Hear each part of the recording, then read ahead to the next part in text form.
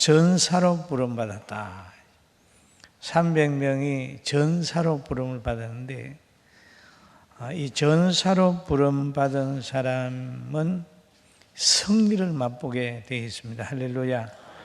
오늘 예배드리면서 새로운 각오의 길을 주의 이름으로 축원합니다. 성경에 보면 예수님의 12제자가 있습니다. 그런데 12제자 중에 3명이 특별히 부름을 받았어요. 8명 보고 너희는 여기 앉아 있어라. 베드로, 요한, 야고보 보고 너는 나와 함께 깨어 있자 라고 해서 불렀습니다. 그런데 그 12명의 제자의 삶하고 3사람의 제자의 삶의 흔적을 보면 달라요. 베드로 같은 사람, 요한 같은 사람은 참 아름다운 삶을 산 사람이 되고 사도 요한은 장수하게 되고 그랬습니다. 하나님이 쓰시려고 우리를 300명으로 불러주셨는데 여러분, 이 부름은 굉장한 은혜예요. 지금은 여러분 모릅니다. 지금은 절대 모릅니다. 저는 요즘에 늘 감사하기는 하나님이 저를 구원시켜 주시고 연단 받을 때 저녁에 집에서 잠을 못 잤어요. 왜? 너무 마음에 괴로움이 있었어요. 그래서 저녁이 되면 그냥 뭔가 끌리듯이 끌려서 아차산에 올라가서 기도를 하고 또 편안하지 않으면 옥상에 올라가서 이불을 가지고 가서 거기에 스티로포 하나 깔고 이렇게 옥상 올라가면은 이렇게 비가 안 맞는데 거기에 엎드려서 있다가 잠을 자고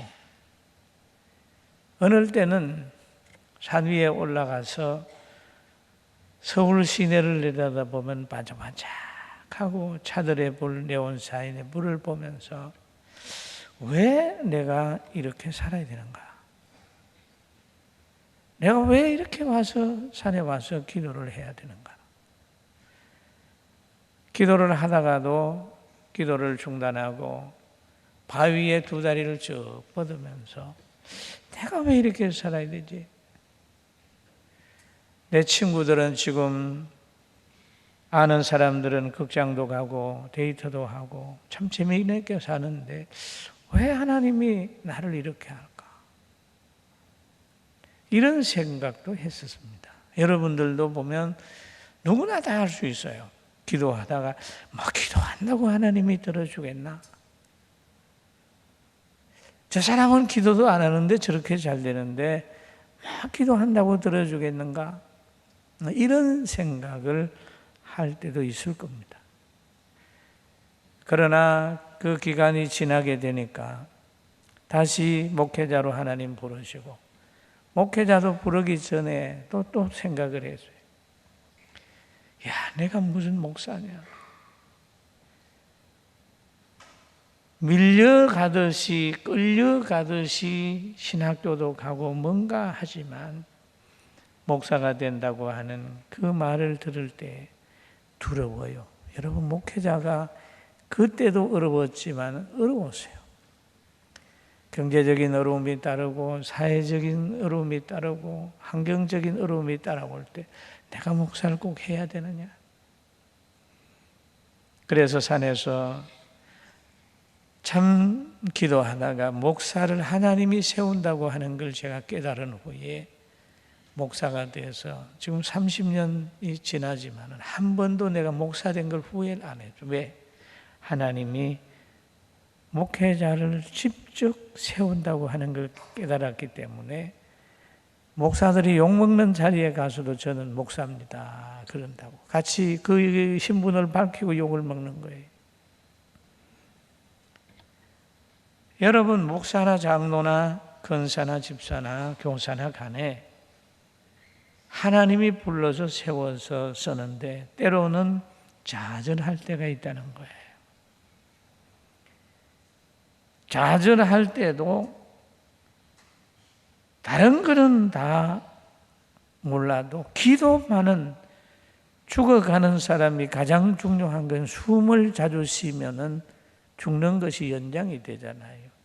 기도하는 건 중단하면 안 돼요. 할렐루야. 옆 사람 보세요. 좌절은 하더라도 기도하는 건 중단하지 마세요.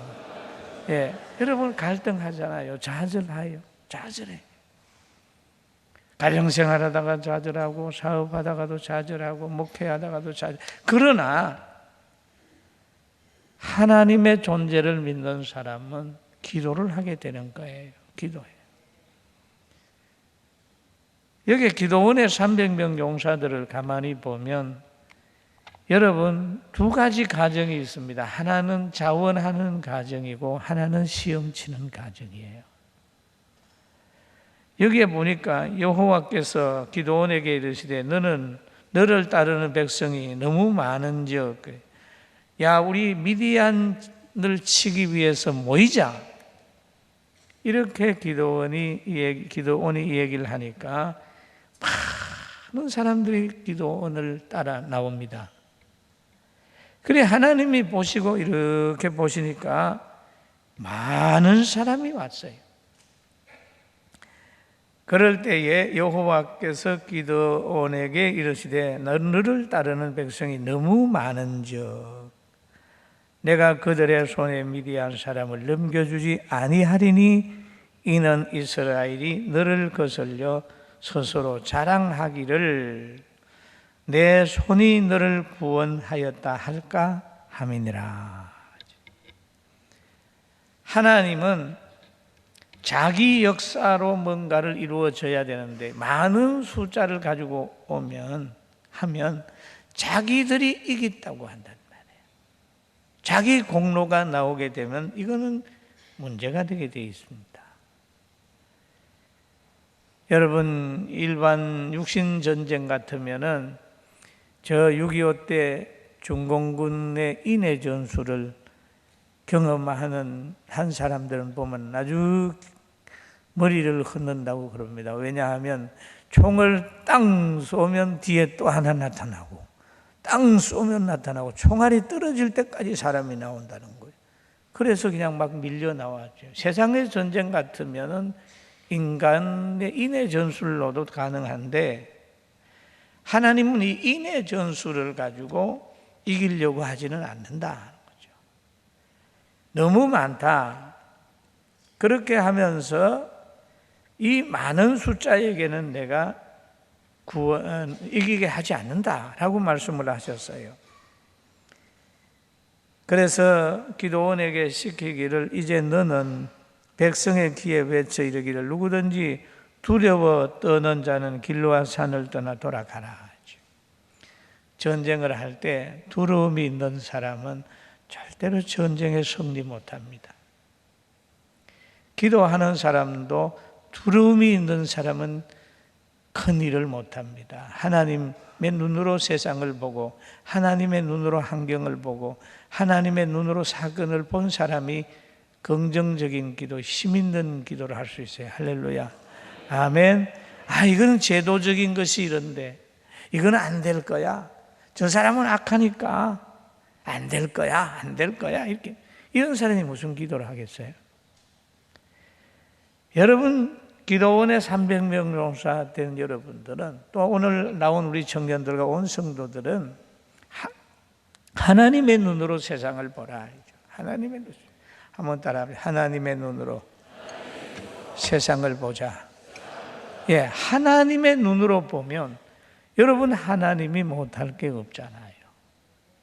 그래서 오늘 이제 본문을 보니까 이런 말이 있죠. 이제 너는 백성의 귀에 외쳐라. 이러기를 누구든지 두려워 떠는 자들은 길로와 산을 떠나 돌아가라. 돌아가라 그러고 나니까 돌아간 백성이 22,000명이요 남은 자가 10,000명이었더라. 그러면 돌아간 사람이 22,000이고 남은 사람이 10,000명입니다. 이 사람들도 마음에는 내가 해보겠다는 거죠. 미디안과 싸워서 한번 이겨보겠다. 기도원을 대장 삼아서 따라가서 한번 전쟁을 해보겠다고 얘기를 합니다. 그런데 두 번째로 여기에는 시험이 있습니다.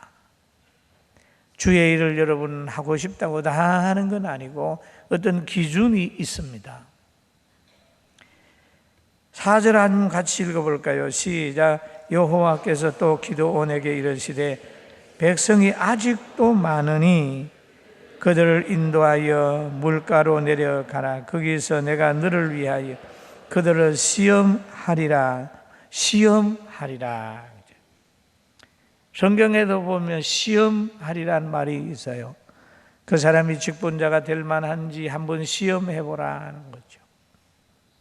그리고 그 시험에 합격하면 그를 직분자로 세워라 라고 하는 말씀이 있습니다.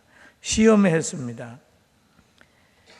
시험하라. 내가 누구를 가르쳐 내게 이르기를 이 사람이 너와 함께 가리라 하면 그는 너와 함께 갈 것이요 내가 누구를 가르쳐 너가 이르기를 이 사람은 너와 함께 가지 말 것이니라 하면 그가 가지 말 것이니라 하신지라.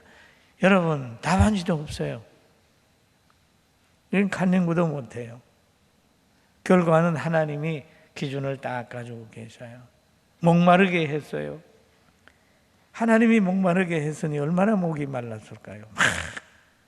이에 백성을 인도하여 물가로 내려가게 만들었습니다. 여호와께서 기드온에게 이르시되 누구든지 개가 핥은 것 같이 혀로 물을 핥는 자들을 너는 따로 세우고 또 누구든지 무릎을 꿇고 마시는 자들도 그와 같이 하라. 따로 세워라. 물가에 가서 히퍼를 하늘로 쳐들고 입을 물에 맞고 이렇게 물 먹는 사람하고 물을 떠가지고 핥아 먹는 두 종류의 사람이 있는데 따로 세워봐라. 그래서 따로 딱 세우게 되니까 9,700명은 그렇게 먹었는데 300명만 이렇게 먹었다. 그러니까 하나님께서 보고 300명을 데려가라. 그래서 이 300명은 합격한 사람. 300명 합격한 사람, 이 사람들을 데리고 지금 전쟁에 나가는 거예요. 여러분, 우리 교회도 이 300명 정말 귀한 사람들 있잖아요. 얼마나 귀한 거예요.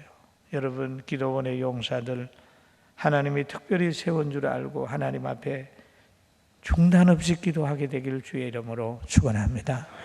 참 귀해요. 그리고 7절에 한번 같이 읽어봅니다. 시작.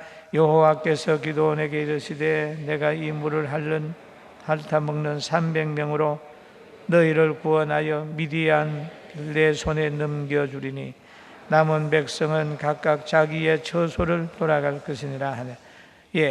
300명에게 미디안을 넘겨주겠다. 이 미디안 백성이 이스라엘을 너무너무 괴롭혔어요.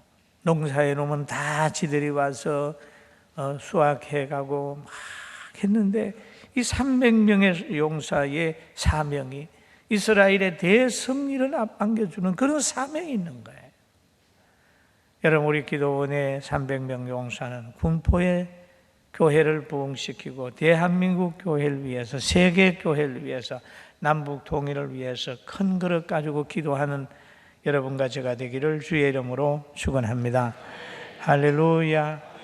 우리나라에도 보면 그 월요일 날 10시에 명성교회에서 나라와 민족 평화 통일을 위해서 기도를 합니다. 지금 한 3,500에서 한 5,000명 가까이 모여요. 매일 기도를 월요일마다 합니다. 독일이 통일이 될 때에 독일 교회도 기도로 시작이 돼가지고 동서독이 통일이 됐었어요. 그래서 얼마 있지 않으면 통일의 현장에 거기에 가서 세미나 하는데 또 가게 됩니다만은 정말 기도라고 하는 것은 굉장히 중요한 거예요. 우리 교회, 여러분의 교회와 여러분의 가정의 장대와 나라의 장대가 기도하는 사람에 의해서 좌우되는 거예요. 할렐루야. 그런데 기도는요, 여러분 많은 사람이 기도해도 좋지만은 정말 중심으로 기도하는 사람이 필요해요.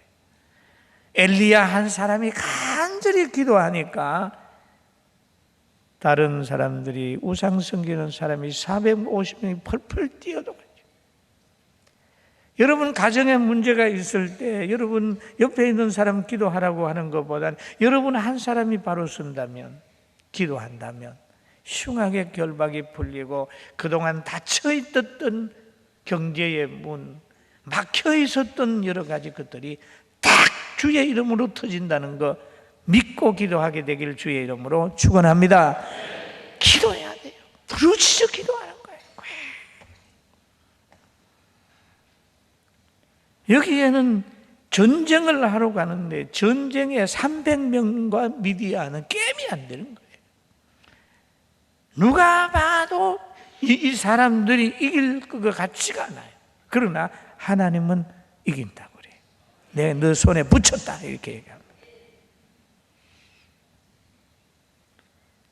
그런데 전쟁을 하는데 가만히 보면 전쟁 무기가 다릅니다. 미디안은 칼과 창을로 무장하고 왔지만은 기드온의 300명 용사가 무장한 건 뭡니까? 하나님이 높이는 무장인데 8절을 한번 볼까요? 같이 봅니다. 시작. 이에 백성은 양식과 나팔을 손에 던지라. 나팔을 던지라. 나팔이 이게 무슨 사람 죽입니까? 응? 나팔을 들었어요. 나팔을.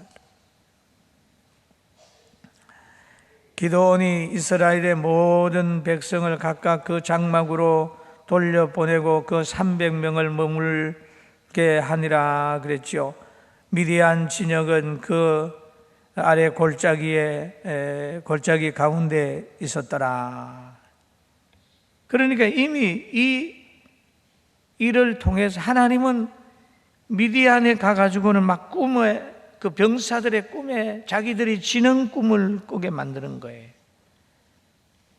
그래가지고 이게 전쟁을 했더니 300명 이스라엘이 이기고 미디안이 완전히 졌어요. 여러분 앞에도 미디안이 있어요.